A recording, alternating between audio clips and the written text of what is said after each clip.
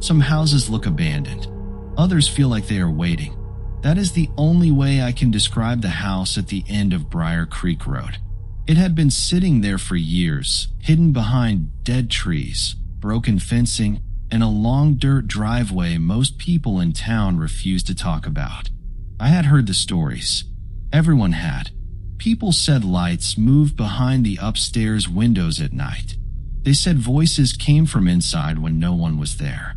They said a woman had been seen standing behind the glass, staring toward the road like she was waiting for someone to come home. I did not believe any of it.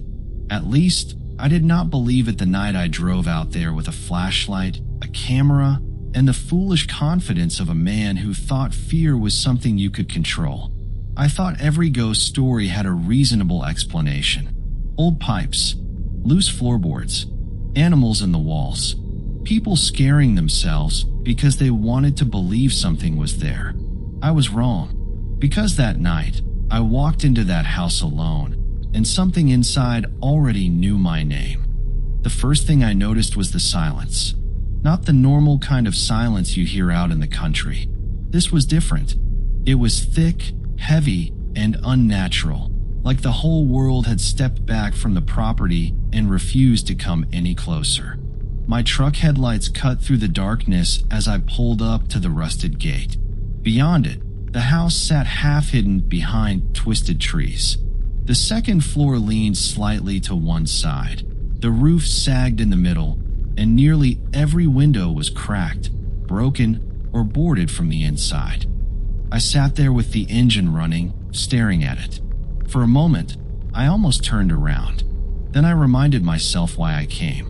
A friend of mine named Caleb ran a small local paranormal page, and he had been trying to get me involved for months. I always told him the same thing. I did not believe in ghosts. So when he showed me a blurry picture of that house with what looked like a pale woman standing in an upstairs window, I laughed. Caleb did not laugh with me. He just looked at me and said, "Go there yourself then." So I did. I killed the engine. The sudden quiet hit me so hard I could hear my own breathing. I grabbed my flashlight, my phone, and a small camera from the passenger seat, then stepped out into the cold night air. The moment my boots touched the dirt, I felt watched. I tried to shake it off, but the feeling stayed with me as I pushed the rusted gate open. It screamed on its hinges, the sound carrying across the yard like something being dragged over stone. The house did not move. It just waited. The front porch sagged under my weight as I climbed the steps. Old leaves were piled against the door. The wood was swollen with age, and when I pushed it open, it groaned inward with a long, tired creak. The smell inside was awful. Mold, rot, wet wood, old dust, something sour underneath it all. I raised my flashlight, and the beam cut across peeling wallpaper, broken picture frames, and a staircase rising straight ahead into darkness. A long hallway stretched off to the right, disappearing into blackness. I took one step inside. The door slammed behind me. I spun around so fast I nearly dropped the flashlight. My heart kicked hard against my ribs. The door had shut completely. I stared at it, trying to calm myself. "Wind," I whispered. "That's all." But there had been no wind. I reached for the doorknob and turned it. The door opened easily. I let out a nervous breath and forced a laugh, mostly because I needed to hear something human. "Old house," I said. "That's all." Then a floorboard creaked above me. I froze. My flashlight slowly lifted toward the ceiling. Another creak followed. Then another. Something was walking upstairs. Not an animal. Not a raccoon. Not the quick skittering of claws. These were footsteps. Slow. Heavy. Human. I stood at the bottom of the staircase, listening as the steps moved across the floor above me. They stopped directly over my head. Dust fell from the ceiling in a thin stream. "Hello," I called. My voice sounded small inside that house. No answer came. Then, from upstairs, I heard a woman whisper, "Come up." My entire body went cold. I backed away from the stairs, my hand tightening around the flashlight until my fingers hurt. I should have left right then. That was the moment. But pride is a dangerous thing. I told myself it was a person, maybe someone homeless, maybe kids messing around, maybe Caleb had set me up. So I forced myself to climb. Each step groaned beneath me. Halfway up, my flashlight flickered. I smacked it with my palm, and the beam steadied. At the top of the stairs, the hallway stretched left and right. The air felt colder there, much colder. My breath came out in faint white clouds. I turned to the left, and that was when I saw her. She stood at the far end of the hallway, facing away from me. A woman in a long, pale dress. Her hair hung down her back in tangled black strands. She was perfectly still, standing in front of a closed bedroom door. I could not breathe. "Ma'am," I said. She did not move. I took one step forward. The floorboard screamed under my weight. Her head turned slightly, not all the way, just enough for me to see the pale edge of her cheek. Then she vanished. She did not run. She did not duck into a room. She vanished like someone had switched her off. I stumbled backward and slammed into the wall. My flashlight beam shook wildly across the hallway. "Caleb," I shouted, angry now because fear had nowhere else to go. "If this is you, it's not funny." The house answered from downstairs with my own voice. "Caleb, if this is you, it's not funny." It came from the entryway below, exactly the way I had said it. Same tone, same breath, same fear. I backed toward the stairs, staring down into the darkness below. Then my voice came again, softer this time. "Come down." I ran. I did not think. I did not care about the camera, the dare, or proving anything to anyone. I took the stairs two at a time, slipped halfway down, grabbed the railing, and nearly tore it from the wall. When I reached the front door, it would not open. The knob turned, but the door would not move. I pulled harder. Nothing. Then every door in the hallway behind me began to slam. Bang, bang, bang. The sound moved closer. Bang, bang, bang. I spun around and raised the flashlight. The hallway to the right was empty. Then something crawled across the floor at the far end. It moved low and fast. Too fast. I saw thin arms, a bent back, and a face turned toward the floor. It dragged itself from one doorway to another and disappeared. I kicked the front door as hard as I could. The wood shook but did not open. Behind me, a woman laughed. Not loud, just a soft little laugh from somewhere in the dark. I turned again. The hallway was longer now. I know how insane that sounds, but it was. The hallway that had ended maybe 20 feet away now stretched impossibly far into darkness. The walls seemed to lean inward. Picture frames hung crooked on both sides, and every single one of them now held the same faded photograph. A woman in a pale dress, standing at the top of the stairs. My flashlight flickered again. "No," I whispered. "No, no, no." At the far end of the hallway, a door opened by itself. A thin strip of yellow light spilled out. Then a voice came from inside. My mother's voice.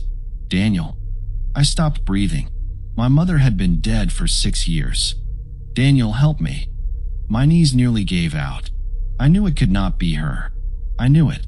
But hearing that voice inside that horrible house tore something open in me. "Mom," I whispered before I could stop myself. The light inside the room flickered. "Please," the voice said. "I'm so cold." I took one step toward it, then another. A part of me was screaming not to go, but grief is a hook, and whatever was in that house knew exactly where to place it. I walked down the hallway. The walls seemed to breathe around me. The closer I got to the open door, the colder it became. My flashlight dimmed until it was barely glowing. I could hear something moving inside the walls, scratching along the plaster, following me as I passed. I reached the doorway, and the room inside looked untouched by time. A clean bed sat against the wall. A lamp glowed on a small table. Lace curtains moved gently in front of a closed window, even though there was no breeze. On the dresser was a framed photograph. I stepped inside. The photograph was of me, not as I was that night, as a child, standing beside my mother. It was a photo I had never seen before. My hands began to tremble. The bedroom door slammed behind me. I spun around and grabbed the knob. Locked. The lamp went out. The room dropped into darkness. Then something whispered directly into my ear. "You came back." I swung the flashlight around. The woman stood in the corner. She was closer now. Her head hung forward, her hair covering her face. Her long pale dress felt almost motionless around her feet. Her arms dangled at her sides, too long, almost reaching her knees. The air around her seemed darker than the rest of the room. I backed into the door. "Who are you?" I asked, my voice shaking. She lifted one hand and pointed to the bed. There was something under the blanket. A shape. Long. Still. I did not want to look, but the blanket began to rise and fall as if something beneath it had started breathing. Then a hand slid out from under the sheet. A man's hand. Gray. Stiff. Reaching toward me. I grabbed the lamp from the table and threw it at the corner. The woman was gone before it hit. The bulb shattered against the wall. The thing under the blanket sat up. I did not see its face clearly. I only saw its mouth open too wide in the beam of my dying flashlight. I threw my shoulder into the bedroom door once, twice, and on the third hit, it burst open. I fell into the hallway and scrambled to my feet as the room behind me filled with a deep, furious scream. It was not one voice. It was many. I ran down the hallway toward the stairs, but the stairs were gone. Where they should have been, there was only a wall. I slammed into it hard enough to knock the wind out of me. Panic took over. I ran the other way, past doors that opened as I passed. Inside each room, I caught quick glimpses of things I still see in nightmares. A room full of people standing with their backs to me. A child sitting in a chair, rocking slowly, whispering my name. A ceiling covered in handprints. A mirror showing me standing in the hallway with the woman right behind me. I turned from the mirror so fast I nearly fell. There was nothing behind me. Then fingers touched the back of my neck. I bolted. At the end of the hallway, I found another staircase, narrow and steep, leading down. I had not seen it before, but I did not care. I took it. The stairs did not lead to the first floor. They led to the basement. The smell hit me first. Wet earth. Rust. Something rotten. My flashlight beam shook across stone walls and old wooden shelves. Jars lined the shelves, each one cloudy with age. Water dripped somewhere in the darkness. Then I heard crying. A woman sobbing. Not upstairs now. Down there with me. I whispered, "Please stop." The crying stopped. Then, from the darkness, the woman whispered back, "Please stop." My exact words. I turned toward the stairs. They were gone. Only stone wall. I hit it with my fists, yelling, cursing, begging. My voice came back to me in warped echoes. Then my phone rang. The sound was so sudden I almost dropped it. I pulled it from my pocket. No service, but the screen was lit. The caller ID said home. I lived alone. I answered without thinking. At first, there was only static. Then breathing. Slow. Wet. Close. I whispered, "Who is this?" A man's voice answered. My voice. "You should not have opened the door." The call ended. From somewhere deep in the basement, a door creaked open. My flashlight turned toward it. There was a room I had not noticed before. A low doorway, partly hidden behind hanging strips of old plastic. Beyond it, the darkness pulsed as if something inside was moving. I stepped backward. A hand shot out from the dark and grabbed my ankle. I fell hard onto the concrete. Pain flashed through my knee. I kicked wildly, screaming, and my boot connected with something soft. The grip released. I crawled away, shining the flashlight at the floor. There was nothing there. Then the jars on the shelves began to shake. One by one, they fell. Glass exploded around me. Something huge moved behind the plastic strips. I saw the outline of a head, then shoulders, then hands pressing outward through the plastic from the other side. The plastic stretched around a face that had no eyes. I ran toward the only opening I could see, a narrow passage at the back of the basement. The floor sloped downward. Water splashed around my boots. My flashlight was almost dead now, the beam dim and blue. The passage ended at a door. Carved into the wood were dozens of names. I saw Caleb's name. My stomach turned. Then I saw mine, Daniel Mercer, freshly carved. The letters were still wet. Behind me, bare feet slapped against the wet floor. Fast. I grabbed the door handle and pulled. Locked. The footsteps became a stampede. Not one person, not two, dozens. Bare feet slapping through the wet basement passage, closing in fast. I threw myself against the wooden door again and again until my shoulder felt like it was going to split. The flashlight slipped from my hand and rolled across the floor, its dying beam spinning wildly across the walls. For one brief second, the light swept behind me, and I saw them. Pale faces packed inside the narrow tunnel. Men, women, children, all crawling over one another in silence. Above them, standing perfectly still at the back of the passage, was the woman in the pale dress. Her head lifted. For the first time, I saw her face. There was nothing there but a wide black mouth stretched into a smile. I hit the door one last time with everything I had. The frame exploded outward. Cold night air rushed over me as I fell through onto the rotted back porch. I hit the boards hard, rolled, and scrambled to my feet as the entire house let out a deep, furious groan. Every window shattered at once. Glass rained into the yard. I ran. I ran through the mud, through dead weeds, through branches that tore at my jacket and scratched my face. Behind me, the house was screaming. Not creaking, not settling, screaming. The sound was so loud I felt it in my bones. I looked back only once. The front door had burst open, and the darkness inside was pouring out like smoke. Shapes moved inside it. Arms reached from the broken windows. Faces pressed against the jagged glass. Then the woman stepped onto the porch. She did not run. She did not need to. The yard around me changed. The rusted gate seemed farther away than before. The trees leaned inward, blocking the driveway. My truck headlights flashed in the distance, then vanished, then flashed again in a different spot. The house was moving me, turning me around, keeping me there. No, I screamed. I'm not staying here.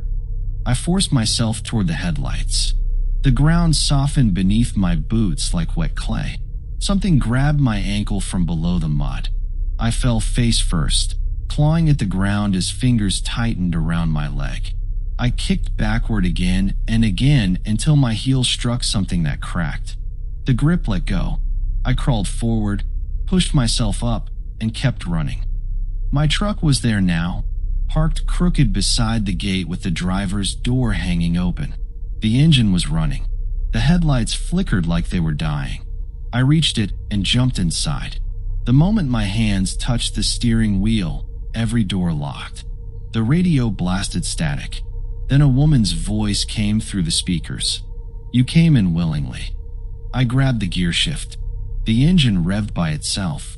In the rearview mirror, I saw her sitting in the back seat. Soaked hair, pale dress, hands folded in her lap. I could not move. She leaned forward until her face was inches from my ear. And you will leave only if I let you. The truck suddenly lurched backward. I slammed into the seat as it shot down the driveway in reverse. I grabbed the wheel, fighting for control, but it jerked left and right like invisible hands were trying to throw me into the trees. Branches slammed against the windows. One burst through the passenger side glass. showering me with shards. I screamed and threw the truck into drive. For half a second, nothing happened. Then I shouted, "Lord, help me." The headlights flared bright. The engine roared. The truck shot forward. The woman in the back seat screamed so violently that the rear window exploded outward. I floored the gas and aimed straight for the rusted gate. The gate did not open. I hit it at full speed. Metal screamed. The front of the truck crushed inward. The windshield spiderwebbed across my face. But the gate tore free from its hinges, flew into the road, and the truck burst through onto the pavement. I did not slow down. I drove with blood running down my cheek, one hand on the wheel, the other gripping the door because it would not stay shut. Behind me, the house stood at the end of the driveway with every upstairs window glowing a dull, sickly yellow. In the highest window, I saw her, watching, smiling. Then the house went dark. I drove until the engine overheated and died outside a gas station nearly 20 miles away. When I stumbled out, the clerk ran toward me, then stopped when he saw the back of my truck. I turned slowly. The entire tailgate was covered in muddy handprints, some small, some large, all pressed from the inside outward. Scratched deep into the metal were 4 words: "You left him there." I knew what it meant before the police ever found Caleb's car, but I kept telling myself I had not left Caleb behind. He had not been with me when I ran from that house.